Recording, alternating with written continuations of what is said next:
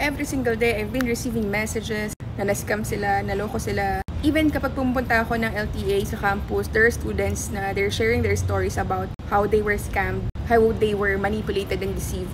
When I went outside the country to meet our fellow Filipinos there, mga OFW, out of 10 people na nakausap ko, 8 of them na-scam, naloko, online. And if you're one of them, I want you to know that you are not alone. I know what is exactly you're going through right now because I once was a victim. I was a victim of scam. Yes, na-scam ako for 45,000 USDT or roughly around 2.5 million pesos. Masakit? Yes. Hard-earned money ko yun eh. And what made it more painful, savings naman yun for our IVF na asawa ko. It was supposedly for that specific purpose. And the sad part pa is, nag-resign ako from my job. Wala akong trabaho. I started my business and yung negosyo ko is not profiting. Lugi. Like, ano sa ito, paano mapapasahuran yung mga tao? Given the fact na meron pa akong mga gusto sa bahay, bills, kuryente, kung ano-ano pa. I was so hopeless during that time. And for some people na nakakausap ko, na mga na-scam din, mas masakit yun sa kanila kasi na-scam na nga sila, nang-scam pa sila ng iba. Meaning, yung binigay nilang pera dun sa scammer is either hiniram lang nila or inimbita nila yung kaibigan nila, kamag-anak nila na magpasok din ng pera dun. So, buong family nila, nagkanda sira-sira, relatives, friendship, community, iba't ibang klaseng mga scam. Iba, manonood ka lang daw ng video, and then magbibigay ka ng ganito, tapos kikita ka ng ganito. Merong iba, mga fake sites or applications na nakikita mo na lumalaki talaga yung pera mo, makikita mo from 20,000, naging 50,000. Tapos the only way na ma-withdraw mo siya is pag nag-deposit ka ng 100,000. Tapos, mag-deposit ka kasi hindi mo alam, gusto mo makuha yung kinita mo. So maglalagay pa na maglalagay. Merong naman mga iba, nakitrade sa iba, nakiride ng trade, nagbigay ng pera sa trader na to, tapos ayun, sunog. Iba-ibang storya, iba-ibang pamamaraan ng panloloko. Ako naman, sana ako nadali, impersonation. During the time na nireport ko siya sa PNP, ang dami ko narinig pa ng mga iba't ibang mga storya. Ito sa Pilipinas, kung paano nila niloloko yung mga Pilipino. Target market mo nila mga OFW si may mga pera. Mga Pilipino rin yun Mga Pilipino rin yung mga nanloloko na yun. Hindi lumalaban ng patas. Like, building pa nga daw. Merong mga iba't ibang unit, iba't ibang department, na ang pinaka-ultimate purpose at goal at objective ng kumpanya na yun is mangloko, manglamang, manguha ng pera ng ibang tao. So, kalap, di ba? Like, they were trained that way, they were programmed that way. The company was created to deceive other people, to manipulate other people. And yes, merong mga ganong kumpanya. And the sad part pa is, walang way para malaman ng ating mga legal authorities, mga police officers natin kung nasan yun, sino yun. Kasi we're so behind when it comes to technology. So, all we have to do is to use our platform to spread awareness, to educate people. Kasi ganun talaga eh. Ako nga na may alam na sa trading, naloko pa. What more pa yung mga taong walang alam sa trading? Mas prone kayo na maloko. Alam nyo guys, yung nakaka-stress pa doon is, alam mo naman, magagalit ka na lang sa sarili mo na alam mo yung red flags eh, pero bakit ka pa rin sumunod? Ba't mo pa rin binigay yung pera? Eh magtataka ka, paano ka na-hypnotize ng gano'n na parang, wow, sobrang galing. Alam mo yun, sobrang galing nila. Now, I just wanted you to know na naloko ka, na-scam ka. It's not because you are greedy. Learn to forgive yourself. Do not be too hard on yourself. At ito lang masabi ko, scammers are masters of psychology. They use a mix of manipulation, persuasions, and emotional triggers hanggang sa tuluyan kang mahulog sa bitag nila.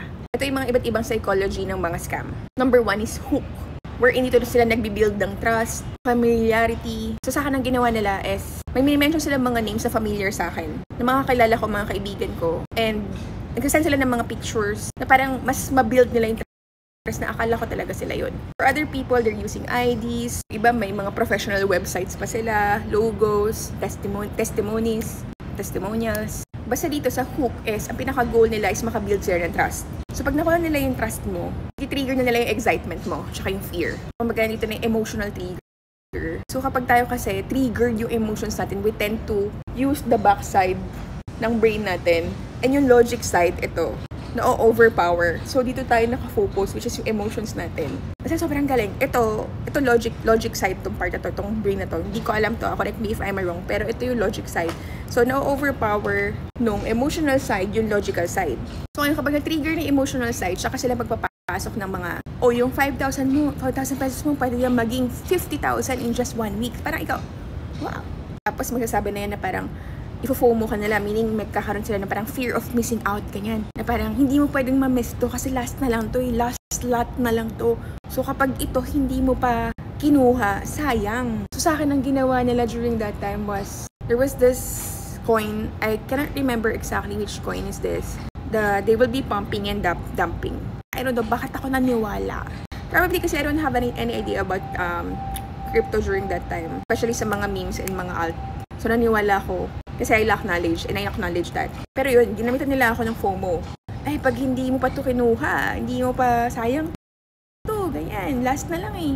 Siguro mga 5 friends lang yung pwedeng sumama dito, ganon. So for some people naman is, pag hindi mo withdraw within a week, hindi mo na makukuha yung profit mo. So parang ang gusto nila is mag-deposit ka muna for the taxes or whatever ng mga fees, ganyan, para makuha mo yung pera. So they will encourage you to deposit again so you will be able to get your profit. So parang ikaw, mafo-FOMO ka na parang, hala, hindi ko makukuha yung profit ko kapag di ako nag-deposit.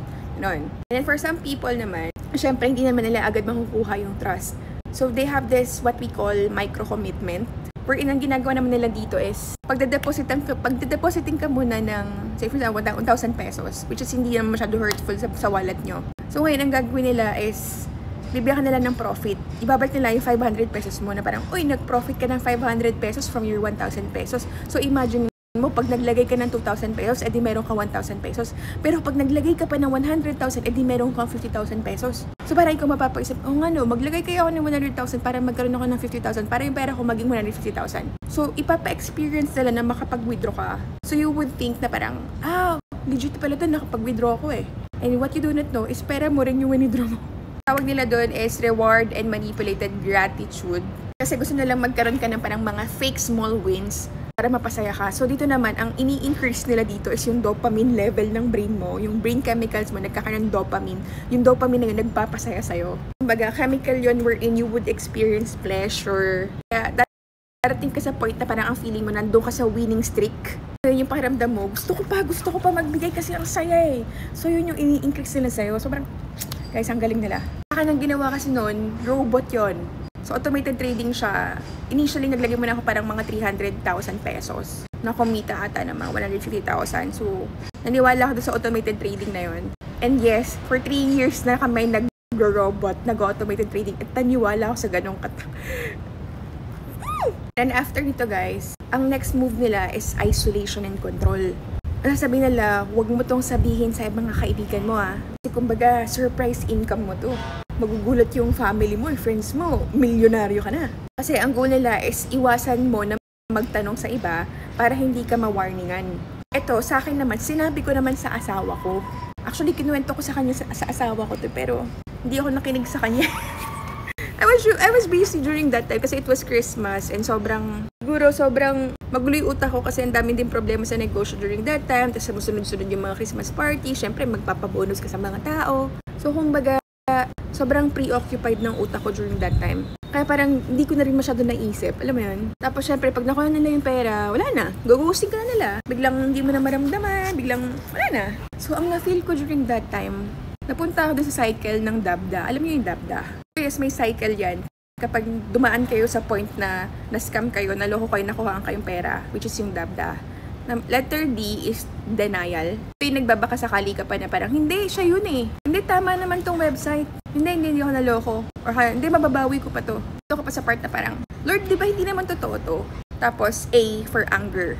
Galit ka sa sarili mo, galit ka sa ibang tao, galit ka sa pamilya mo, galit ka to everyone. Hindi mo mapigil yung galit mo. Ang ginawa ko lang, iyak lang ako ng iyak nun. Pinuntahan ko si mama. Ko kay mama, wala na. Galit ako nun. Tapos, letter B, bargaining. Ito, nag-bargain ka pa na parang baka mabalik pa, hinahanap pa, tingnan mo pa sa social media kung nasan na ba siya, baka makausap mo ulit, makuha mo kahit kalahati, gano'n. Dito sa bargaining, ito nang nag-report na ako sa PNP, sa NBI. Marami kasi mga involved dito ng mga taong kilala din. Medyo na din ako sa bargaining part na baka mahanap, maayos, areglo. Next is depression. Siyempre, dito nalungkot ka na, wala ka ng pag-asa. And then lastly, acceptance. So may kanya-kanya tayong facing dito sa proseso ng dabda. Sa akin, it took me a week to recover. Pero for some people, it took years bago talaga sila naka-recover. I'm just really blessed na merong mga tao sa paligid ko na talagang fully supported sa akin. Nakakahiya sabihin, aminin yung nangyari sa akin, yung nagawa kong pagkakamali.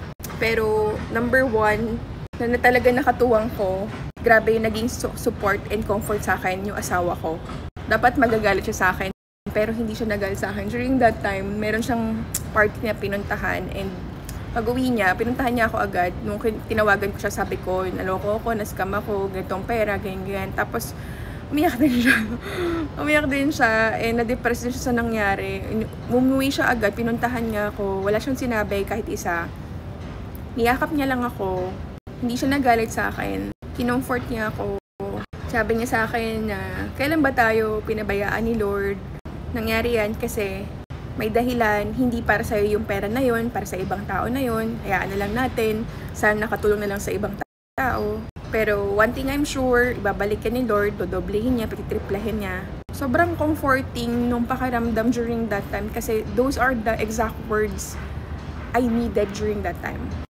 And God brought my husband to me to comfort me, to make me feel that God is with me through my husband. And after that time, mas lumuwag yung pakiramdam ko dahil alam ko for like how many years, 3 decades of my life, kailan ba ako pinabayaan ni Lord? Never. So during those struggling moments na hindi ko alam kung paano magre-recover, I'm just really blessed that I have the right people surrounding me. And of course, I have God na talagang sa kanya ako naka-anchor. So parang ang mga naiisip ko na right after that was, ano ba yung mga pwede kong ibenta unahin? Una, nag-request ako i-restructure yung binili kong bahay. Meron kami biniling property noon. Sabi ko, nag-email agad ako kung pwede ko i-restructure yung payment, i-extend to 10 years instead of 5 years. So para mas mababa yung maging monthly amortization ko. And then, meron ako mga ibang collectibles na nakiusap ako na pwedeng kolektahin ko na, kunin ko na. And then, nagbenta ako online ng mga damit ko, mga pre-loved clothes ko kasi makabenta ako ng 2-3 damit sa isa araw. I have already 500 pesos, 1,000 pesos. So, malaking tulong din yun sa daily gastusin. So, ang dami ko naisip during that time na mga iba't iba. Meron pa, binili ko yung Rolex na binili ko. So, marami akong mga naging resolution. And nung New Year, nagpunta pa kami sa bundok ni Hergie, nag-pray kami like, yung prayer namin out loud talaga. Siyempre, maraming mga nanghusga sa akin, daming mga nagsasabi na parang, oh, ano yun, coach, tapos naloko, di ba? Parang, siyempre, I felt sad na mayroong mga nanghusga pa. Pero guys, I know for a fact na, alam ko, mayroong mga tao dyan na wala kayong masabihan, hindi nyo masabi yung nangyari sa inyo dahil ayaw nyo mahusgahan. It really takes courage to that kind of horror story to other people, but I hope you will, and I pray of course na you will have that one person na you will be able, that person will be able to comfort you, to help you dun sa pag-recover mo and experience yung pinaka last part ng dabda, which is yung acceptance. So ayun lang naman guys, and I hope na nakarelate yung mga na-scam dyan. Pare-pares naman tayo, pare-pares naman tayo na naka-experience, na naramdaman, na manipulate, na deceive, pero I just wanted to use my platform to inspire you guys that you will all be able to recover, because I know exactly how you felt, how you experienced, how you are struggling, and right now, I'm fully recovered. Binalik ni Lord sa akin yun, times 20 pa. As long as you will believe in Him, you will anchor your life in Him, kahit anong storm na dumating sa buhay nyo, nandyan si Lord sa inyo. Basta maging positive lang kayo, and lagi niyong pag-pray.